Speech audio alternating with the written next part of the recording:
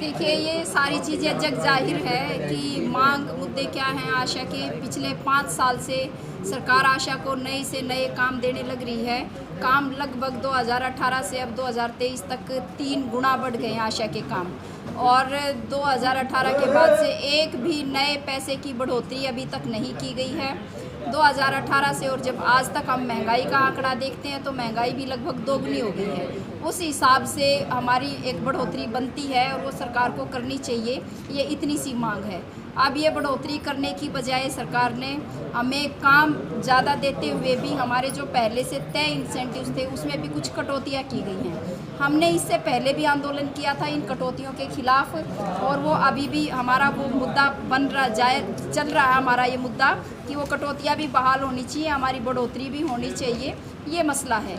आज जो आशा काम कर रही है असल में वो काम फील्ड वर्क जो वो पहले से कर रही थी वो तो कर ही रही है। नया काम सरकार ले रही है आशाओं से, और वो नया काम ऑनलाइन इतना है कि उसके लिए यदि सरकार किसी और से वो काम करवाएगी तो उनको एक डाटा एंट्री ऑपरेटर उनके लिए एक भर्ती करना पड़ेगा, और उसके लिए 14 से 18 हज़ार यदि वो कच्चा भी लगाते हैं तो भी उतनी उनको तनख्वाह देनी पड़ेगी। तो ये तो हमारा हक बनता है इतना, तो जितना काम हमसे सरकार ले रही है उस काम का वेतन हमें दे। लेकिन सरकार बातचीत करके मसले का समाधान करने की बजाय वो दमन पे उतारू है। वो इस आंदोलन को लंबा खींचना चाहते हैं। लेकिन हमने पहले भी सरकार को बता दिया, हम फिर से सरकार को बता रहे हैं कि ना हम डरने वाले हैं, ना हम दबने वाले हैं, ना हम थकने वाले हैं। कोई हमारे अंदर थकान नहीं है, कोई हमारे अंदर डर नहीं है। जो इतना डर रहा सकती थी सरकार, वो जितना उसके पास पुलिस प्रशासन फौज फरड़ा था वो उन्होंने 28 तारीख को अपना सारा इस्तेमाल करके देख लिया। उसके बावजूद आशाएं नहीं डरी। वो हमें एक जगह प्रदर्शन करने से रोकना चाहते थे। हमने वहाँ पंचकुला में भी प्रदर्शन किया, और उससे अलग हमने हरियाणा की लगभग 100 जगहों पे प्रदर्शन किया।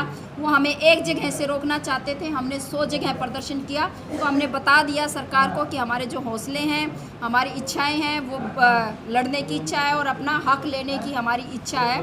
उसके बिना उससे कम पे कोई बात नहीं बनेगी, और सरकार के पास कोई विकल्प नहीं है। आज नहीं तो कल उनको हमसे बातचीत करनी पड़ेगी। विकल्प है तो हमारे पास है कि ये सरकार यदि हमारी बात नहीं सुनेगी तो कोई बात नहीं, हम सरकार बदल लेंगे। ये मैसेज दिया जा रहा है हरियाणा सरकार की तरफ से। हमने कोरोना काल के दौरान में पैसे दिए थे, और अब जो ये फैमिली आईडी में करेक्शन का है इसका ही पैसा हमने आशा वर्करों को कम से कम 18 लाख रुपये दिया है, और आशा वर्करों को 19,500 रुपये दे रहे हैं। एडवर्टाइजमेंट जारी की जा रही है हरियाणा से। ये सारी लगभग झूठ हैं चीज़ें इसमें से। अब कोरोना काल के अंदर जो आशा को दिया गया पैसा 1,000 रुपये 1 महीने का दिया गया, जबकि आशा को उस समय पे जो काम दिया गया वो आशा का जो रूटीन का पहले का काम था वो तो था ही, वो छूट भी गए। वो आशा से अपने रूटीन के काम वो कर नहीं सकी, क्योंकि 6 से 7 घंटे का रोज़ाना का काम था कोरोना के अंदर आशा के पास, जिसमें उसको सर्वे करने थे, उसको कंसोलिडेट करना था, उनको क्वारंटीन करना था, लोगों को उनके घरों पे पर्चे चिपकाने थे, स्क्रीनिंग करनी थी, ये तमाम काम थे। बीमार जो लोग थे उनको दवाइयाँ पहुँचानी थी, फल पहुँचाने थे। ये तमाम काम आशा वर्कर्स उस समय पे कर रही थी, और शानदार तरीके से किया। विश्व स्वास्थ्य संगठन ने भी कहा कि आशा वर्कर्स ने भारत के अंदर जो है बहुत शानदार काम किया, उसके लिए उन्हें सम्मानित किया, ग्लोबल हेल्थ लीडर का अवार्ड दिया। तो रोज़ाना 7 घंटे काम के लिए 1,000 रुपये सरकार ने दिए, और वो भी ऐसे ही नहीं दे दिए। 3 महीने बाद वो बंद हो गए, हमें फिर हड़ताल करनी पड़ी, फिर धरना करना पड़ा, फिर वो आ गए, फिर बंद हो गए तो उसके लिए फिर आंदोलन करना पड़ा, फिर बंद हो गए, फिर आंदोलन करना पड़ा। ये स्थिति चल रही है। तो ये सब झूठ है, और हम अब चैलेंज कर रहे हैं सरकार को। यदि वो कह रहे हैं कि 19,600 रुपये हम आशा को दे रहे हैं तो हम तो मान लेंगे, कोई बात नहीं, कुछ टेक्निकल मिस्टेक हो रही होगी, उसको ठीक कर दे, उनके खाते में ये पैसे भेज दे, हम आंदोलन भी नहीं करेंगे। 26,000 पे हम दोबारा बात कर लेंगे, कोई बात नहीं। लेकिन झूठ बोल रही है सरकार तमाम तरीके से। और ना जो ये फैमिली आईडी बनाने में आशा का कोई रोल नहीं है, उन्होंने कोई फैमिली आईडी नहीं बनाई, ना हमारी उस तरह से कोई ड्यूटियां लगी फैमिली आईडी के लिए। वो ऑर्डर एक बार सरकार दिखाए, कहाँ वो ऑर्डर हैं जहाँ पे आशाओं को फैमिली आईडी में काम करने के लिए कहा गया था। और वो रिकॉर्ड दिखाएं कि किन आशाओं ने वो काम कर दिया। ऐसा कुछ भी नहीं है। जहाँ पे कुछ टीमें आई वेरिफिकेशन की लगी थी, एक आध जगह से हमने पता किया, पूरे हरियाणा में एक आध वर्कर उन टीमों के साथ गई थी, किसी को भी उसकी कोई भुगतान नहीं हुआ। तो ये सारी फालतू की बातें हैं जो सरकार कर रही है। असल में ये है कि वो बहुत ज़्यादा हमसे काम ले रही है इस समय पे। एक व्यक्ति से जो बहुत मुश्किल है जितना काम, वो उतना काम ले रही है और उसके बदले में वो हमें कुछ देना नहीं चाहती। असल में बेगार लेना चाह रही है। लड़ाई बेगार प्रथा के खिलाफ है। हम कह रहे हैं कि बेगार प्रथा नहीं करेंगे। कोई बात नहीं, आपको पैसे नहीं देने तो हम काम भी नहीं करेंगे। फिर जो जिस काम का पैसा नहीं वो काम नहीं।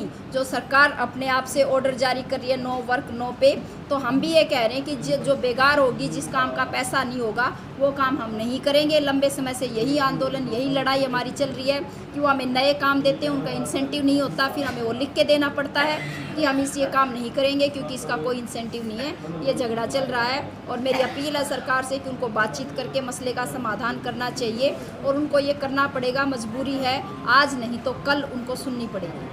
आगे क्या कार्यक्रम है प्रदेश लेवल अभी पर? हमने बताया कि अभी तक तो हमारा 4 तारीख से लेके 11 तारीख तक तो हम गांव के अंदर प्रचार अभियान चलाएंगे और हम सभी पंचों के पास, सरपंचों के पास, जितने भी जनता के चुने हुए प्रतिनिधि हैं, हम उन सब के पास जाएंगे। गांव के अंदर हम अपने लाभार्थियों के पास जाएंगे। हम जनता से अपील करेंगे कि वो हमारे इस आंदोलन का समर्थन करें। 4 तारीख से लेके 11 तारीख तक हमारा ये प्रचार अभियान चलेगा और इसी दौरान हमने तय किया है कि बांट के हम गांव के अंदर शाम को मशाल जुलूस भी निकालेंगे। आम जनता को लेके, अपने लाभार्थियों को लेके, गांव के बाकी लोगों को लेके हम हर रोज़ को शाम को मशाल जुलूस किया करेंगे अलग अलग गांव के अंदर। तो ये हमारा 11 तारीख तक का प्रोग्राम है। 10 तारीख को हमारी राज्य की कन्वेंशन है। उस 10 तारीख की कन्वेंशन में हम आगे के आंदोलन के बारे में, उसकी रणनीति के बारे में तय करेंगे। 11 से 17 तारीख का जो गांव की पंचायतें हैं, पंच सरपंच हैं, जिला परिषद हैं, उनके पास हम हमारा पर्चा लेकर जाएंगे और उनसे आशा वर्कर का जो आंदोलन चल रहा है उसका समर्थन मांगेंगे। और उसके जैसे सिट्टू के जो नेता हैं, चाहे आशा वर्कर हैं, किसान सभा है और सारी पंचायतें हैं, हम उनकी एक पंचायत बुलाएंगे और उसमें सभी आशा वर्कर होंगे और पुरजोर से हमारा समर्थन के लिए बोलेंगे कि हमारा सरकार हमारे से ये बेगार के काम करवा रही है और इस काम के एवज में सिर्फ तनख्वाह मानदेय सिर्फ 4000 रुपये दे रही है। और वो हमारा समर्थन भी करेंगे और हमारी आवाज़ को भी बुलंद करवाएंगे और हमारा समर्थन भी देंगे। 17 तक हमारा यही काम है और 17 के बाद आगे की रणनीति फिर हम आगे बढ़ेंगे।